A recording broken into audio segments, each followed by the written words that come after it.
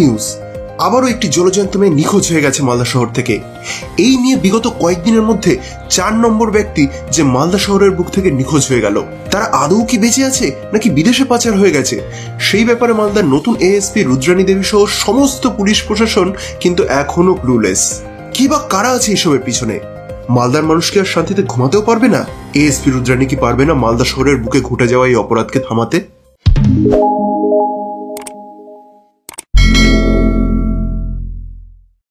Hello বন্ধুরা, আপনারা আশা করি বুঝতেই পেরে গেছেন।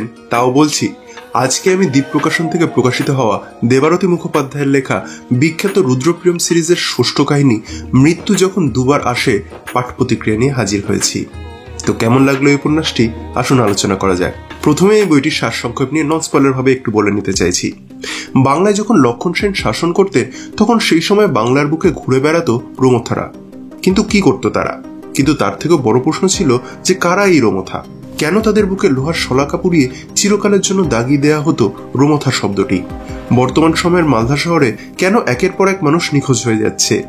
কিছু মানুষ যেন রাতারাতি পাল্টেও যাচ্ছে, কিন্তু কিভাবে?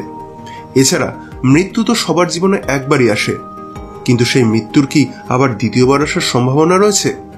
এই সমস্ত প্রশ্নের উত্তর পেতে গেলে পড়তে হবে মৃত্যু যখন দুবার আসে উপন্যাসটি।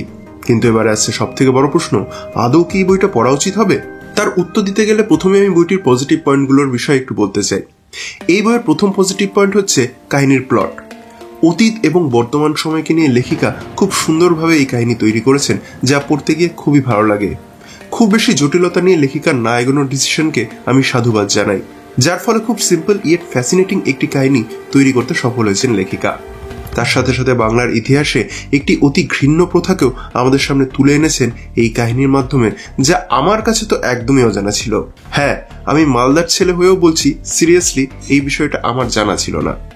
তাই এই কাহিনীর প্লট আমার কাছে প্রথম পজিটিভ পয়েন্ট। পরবর্তী পজিটিভ পয়েন্ট হচ্ছে গল্পের গতিময়তা। রুদ্রপ্রিয়ম সিরিজের সব থেকে ছোট কাহিনী হচ্ছে এই উপন্যাসটি। তার কারণ এই গল্পের লেখিকা খুব সচেতনভাবে একদম টু দি পয়েন্ট ইনফরমেশন দিয়ে কাহিনী লিখেছেন, যার পরিমাণ এর আগের গল্পগুলোর মধ্যে অনেক বেশি পরিমাণে রয়েছে, যেটা হয়তো কিছু পাঠকের কাছে স্পিড ব্রেকারের কাজ করত। কিন্তু এখানে প্রথম থেকেই গল্প ট্রিমেন্ডাস গতিশীল। অতীত এবং বর্তমান সময়ের কাহিনীও খুব ব্যালেন্সড ওয়েতে লেখা হয়েছে, যা গল্পের গতিকে এক মুহূর্তের জন্য থমকাতে দেয়নি। তাই এই গল্পের গতিময়তা আমার কাছে একটি plus point. Next positive point হচ্ছে গল্পের থ্রিলিং পোর্শন। অতীতের যে কাহিনীর অবতারণা লেখিকা করেছেন, সেখানে যে শুধু ইনফরমেশন দেওয়া হচ্ছে তা কিন্তু নয়, সেখানেও কিন্তু রয়েছে ভালো থ্রিল। এছাড়া বর্তমান সময়ের পুরো ইনভেস্টিগেশনের মধ্যেই সেই থ্রিল পুরো মাত্রায় বিদ্যমান রয়েছে, যা একদম রুদ্ধশ্বাসে পাঠককে কাহিনী শেষে নিয়ে আসতে বাধ্য করবে। তাই এই গল্পের থ্রিলিং পোর্শন আমার কাছে একটি পজিটিভ পয়েন্ট। পরবর্তী পজিটিভ পয়েন্ট হচ্ছে ছোট ছোট চ্যাপ্টার।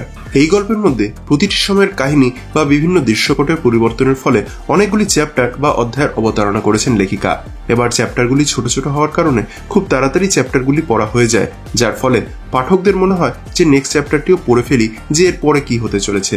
ফলে এই ছোট ছোট চ্যাপ্টার গল্পের গতিকে বাড়াতে সাহায্য করেছে বলে এই স্বল্প দৈর্ঘ্যের চ্যাপ্টার আমার কাছে একটি positive point. Next positive point হচ্ছে লেখনী। দেবারতী ম্যাডামের লেখনী নিয়ে নতুন করে কিছু বলার নেই। যারা ওনার লেখা ইতিমধ্যে পড়েছেন তারা জানেন যে উনি খুব ডেপথে গিয়ে রিসার্চ করে তারপরে যে কোনো লেখাতে হাত দেন।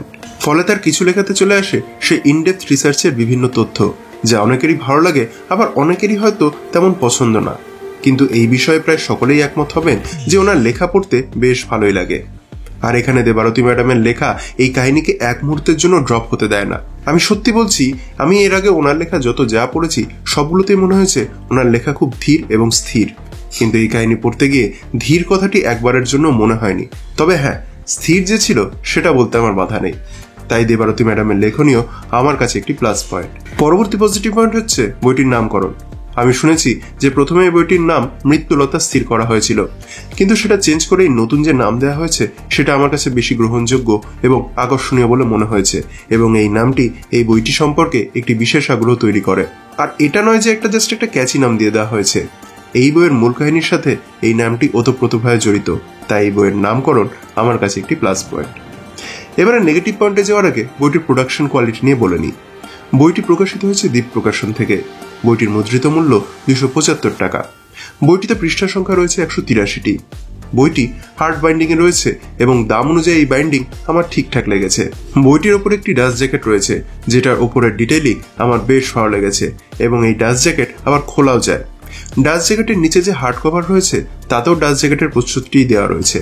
সেদিক থেকে পাবলিকেশন হাউস কোনো কার্পণ্য করেনি। বইটির পেজ কোয়ালিটি এবং প্রিন্টিং কোয়ালিটি আমার একদম ঠিকঠাক লেগেছে। বইটিতে যে সাইজের ফন্ট ইউজ করা হয়েছে সেটা পড়তে আমার কোনো রকম কোনো অসুবিধা হয়নি। এবার আসি বইটির প্রচ্ছদের ব্যাপারে। বইটির প্রচ্ছদ করেছেন স্বর্ণাভ বেরা। ওনার করা এই প্রচ্ছদটি আমার বেশ ভালো এবং আকর্ষণীয় লেগেছে। এক ঝলকেই বইটির উপর নজর চলে আসে, ফলে স্বর্ণাভবাবুর করা এই প্রচ্ছদকে আমি 10 on 10 দিতে চাই। এবার আসি বইটির অলঙ্করণের ব্যাপারে।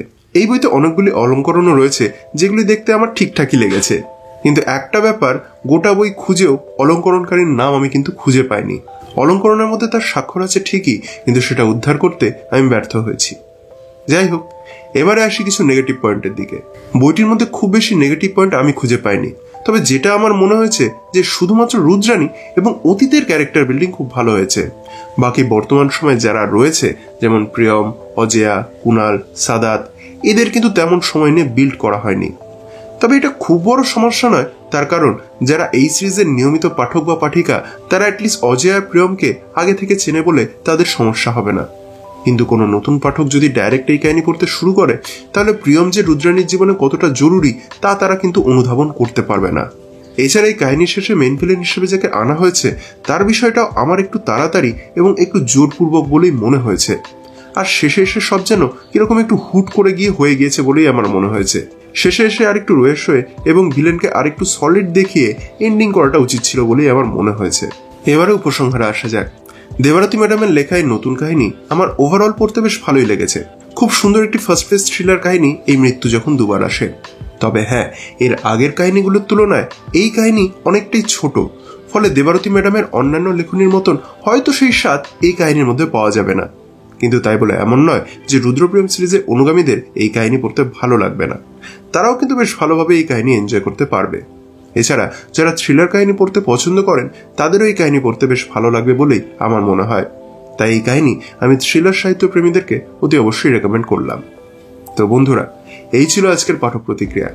আপনি যদি অলরেডি বইটি পড়ে থাকেন তাহলে আপনার কেমন লাগলো কমেন্ট করে জানাবেন।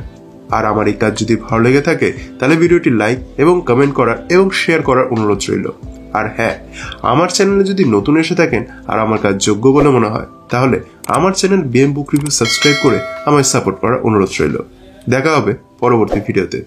সকলে ভালো থাকবেন, সুস্থ থাকবেন।